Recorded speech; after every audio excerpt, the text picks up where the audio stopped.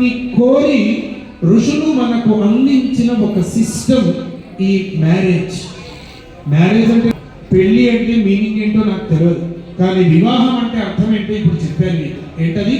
ఒక విశేషమైనటువంటి ప్రయోజనాన్ని పొందగోరి ఋషులు మనకు అందించిన ఒక పద్ధతి. ఏంట విశేష ప్రయోజనం? పెళ్లి దేని కోసం అండి? పెళ్లి దేనికి చేసుకోవాలి? ఒక పెళ్లి కాగానే అలా ఊటీకో కోటీకో తిరగడానికి, ఏ గోవాకో లేకుంటే ఇంకోసం అండి పెళ్లి. ప్రజా మీ కామ సమృద్ధ్యతాం, సత్సంతానాన్ని పొందడానికి వివాహం. ఇదేంటి స్వామి, పెళ్లి చేసుకోకపోతే సంతానం పొందే ఛాన్స్ లేదా? Is there no chance to get the progeny? Yes, there is a chance, but that progeny, that santanam cannot be accepted by the society. అందుకే ఋషులు మనకు ఒక పద్ధతి to get the santanam, this system was introduced by our ancient sages. ఈ పద్ధతిని introduce చేశారు. ఆ తర్వాత దాంపత్య జీవితం చేస్తూ ఒక సత్సంతానాన్ని పొందడానికి ఇక్కడ ఒక ప్రశ్న: ఎంతమంది సంతానం?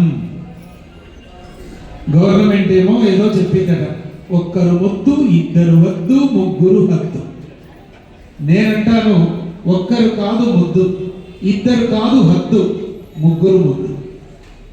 చెప్పండి కొట్టరేంటండి?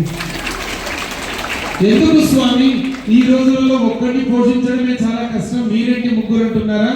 అవసరం. ఎందుకు స్వామి ముగ్గురు? ఇద్దరు నీ కుటుంబానికైతే ఒకరిని దేశం కోసం, దేశం కోసం, ధర్మం కోసం. ఇకపైన ఈ కాలంలో ఇప్పుడు పెళ్లిళ్ళు అవుతున్నటువంటి నవజంటలకు మనం ఒక సందేశం ఇద్దాం పెద్దవాళ్ళుగా. ముగ్గురిని కనండి. స్వామి కష్టం పోషించడం, ఇతర వాళ్ళలో చూస్తలేమా 10 మంది కంటే బ్రతకడం లేదా? పుట్టించిన వాడు తప్పకుండా మనకు ఒక మార్గాన్ని చూపిస్తాడు. మీరు కనుక ఆ పరమాత్మనే మనకు మార్గాన్ని చూపిస్తాడు. కాబట్టి దేశాన్ని గురించి ఆలోచన చేయండి, లేకపోతే రాబోయే మరొక 50 ఏళ్లలో మన దేశం చాలా ప్రమాదంలో పడబోతుంది అన్నటువంటి విషయాన్ని జ్ఞాపకం ఉంచుకోండి. మనమైనా ఇలా ఉన్నాం ఆనందంగా. ఇంకొక 50 సంవత్సరాలు గడిస్తే మన next generation they are going to fall in a danger. So think about the సంతానం. మన శాస్త్రాలు ఒక్క సంతానం అని చెప్పలేదు కదండి. ఒకప్పుడు ఎలా ఉన్నాయండి? 14, 20, 10 మంది, 5, 6, 8 మంది కలిసిమెలిసి ఉండలేదా? అందరూ ఒక దగ్గర ఉండేవారు. ఇప్పుడు ముగ్గురు అంటే ఒక దగ్గర ఉండలేదా? అలాంటి సంస్కారాన్ని మనం ఇవ్వాలి, అలా ప్రయత్నం చేయాలి. బాల్యం నుంచి ఆ బీజాలు వేయాలి. కాబట్టి ఇది ఒకటి ఆలోచన. ఇక రెండవది మంగళసూత్రం. స్త్రీ మెడలో ఉండే ఈ సూత్రం ఎంత శక్తివంతమైందో తెలుసా మీకు? మీ మెడలో ఎంత శక్తి ఉందో తెలుసా అండి? అందుకే నారీ శక్తి, ఆదిశక్తి, పరాశక్తి అంటారు. ఎందుకంటారు తెలుసా? ఈ సూత్రం కంఠంలో ఉంటుంది కాబట్టి మీరు శక్తి స్వరూపిణులు అంటారు మహిళలను. ఒకప్పుడట, మీరు ఎంత శక్తివంతులు చూడండి, ఒకప్పుడు దేవతలు అమృతం కోసం క్షీరసాగర మథనం చేస్తున్నారు. They were churning the milky ocean to get the nectar. అమృతం కోసం చేస్తుంటే అందులోంచి అమృతం రాలేదు. ఏమొచ్చింది? మొదలు వజ్ర వైఢూర్యాలు వచ్చాయి, బంగారు ఆభరణాలు వచ్చాయి. కానీ వాళ్ళకి అది అవసరం లేదు కదా. అందుకని దేవతలు ఏమన్నారట? మాకు ఈ వజ్రాలు వైఢూర్యాలు అన్నీ ఎవరికైనా కావాలంటే వచ్చి తీసుకుని వెళ్ళండి అన్నారట. అవి కావాలనుకున్న వాళ్ళు ఎవరో వచ్చారు, తీసుకున్నారు, వెళ్ళారు. మళ్ళీ కంటిన్యూ చేస్తున్నారు దేవతలు చర్నింగ్ చేయడం, చిలకడం ప్రారంభించారు. ఇప్పుడేమొచ్చాయి? 5 ఆవులు వచ్చాయి. వాటిని కామధేనులు, సురభి, భద్ర అంటే మేము పేర్లు ఉన్నాయి. ఈ ఆవులు వాళ్ళకి అవసరం లేదు, ఎవరికైనా కావాలా అని అడిగారు. ఒక 5 ఋషులు ముందుకు వచ్చారు. వశిష్ఠుడు, అగస్త్యుడు, అత్రి, అంగీరస, జమదగ్ని. ఇక్కడ ఒక సీక్రెట్ మీరు గమనించండి. ఆనాడు ఈ ఆవులకు రక్షణ కల్పించడానికి ఏ 5 ఋషులు ముందుకు వచ్చారో ఏం చేశారు? రక్షణ ఇచ్చారు ఆ ఋషులు కదా. మనమంతా గోత్రం అంటే అర్థం ఏంటి? ఓహో ఫలానా గుడికి పోయి ఇంత అర్చన చేసుకోవాలి అనే. No no no no. గోత్రం అంటే ఆనాడు గోవులకు ఎవరైతే గోత్రాయతే ఇది గోత్ర, గోవులను రక్షించారో ఆ 5 ఋషుల యొక్క వంశానికి చెందిన వాళ్ళం మన భారతీయ సనాతన, మన భారతీయులు, మనమంతా కూడా. అంటే ఇప్పుడు గోత్రం అని ఎప్పుడు నీవు కాలర్ ఎగరేసుకొని చెప్పాలి? గోవులకు రక్షణ కల్పించినప్పుడు, గోవులను భక్షించే వాడిని శిక్షించినప్పుడు నీవు నేను సగర్వంగా ఇదిగో నా గోత్రం కాశ్యప గోత్రం, నాది భారద్వాజ గోత్రం అని చెప్పుకోండి. అప్పటి వరకు మనకు రైట్ లేదు. కేవలం ఏదో అర్థం చేయడం కాదు, గో సంరక్షణ చేసుకున్నాం. అప్పుడే పూర్వకాలంలో ఏ రాజ్యాలలో గోవులు ఎక్కువగా ఉండేవో అవి సుభిక్షంగా ఉండేటువంటి, అలాంటి సుభిక్షత దేశాన్ని మనం తయారు చేసుకుంటాం. మరొక అంశం, ఇక సరే ఇది వేరే అనుకోండి, అయిపోయింది.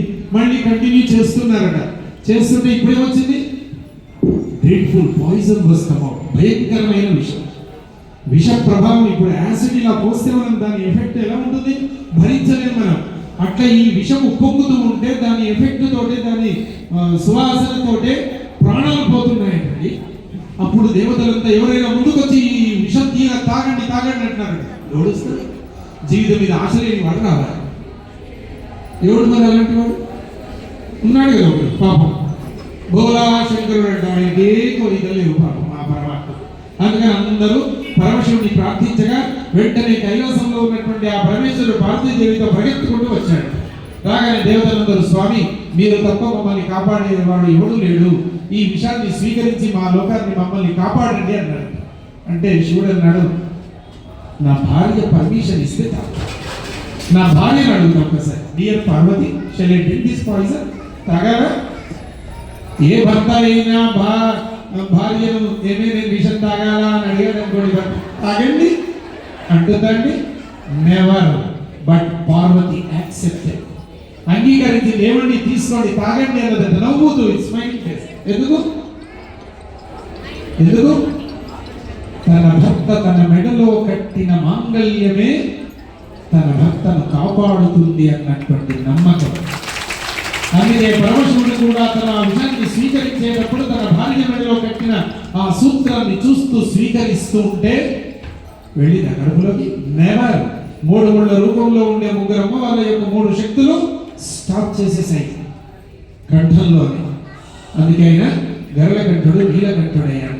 అలా ప్రతి స్త్రీమూర్తి కంఠంలో, వివాహమైన స్త్రీమూర్తి కంఠంలో ఉండే ఈ మంగళ సూత్రం ఇంత శక్తివంతమైనటువంటిది. అలాంటి శక్తి స్వరూపులుగా మీరంతా మారి ఈ దేశానికి రక్షణ కలిగించేటువంటి శక్తి, ఆది పరాశక్తి మీ అందరిలో ఉండాలని చెప్పి కోరుకుంటూ, వివాహమైన స్త్రీమూర్తుల యొక్క మాంగళ్యం 10 కాలాల పాటు చల్లగా ఉండాలని, దీర్ఘ సౌమంగళ్యం లభించాలని చెప్పి మాంగళ్య ధారణ ముహూర్తస్సు ముహూర్తోస్తు చప్పట్లు.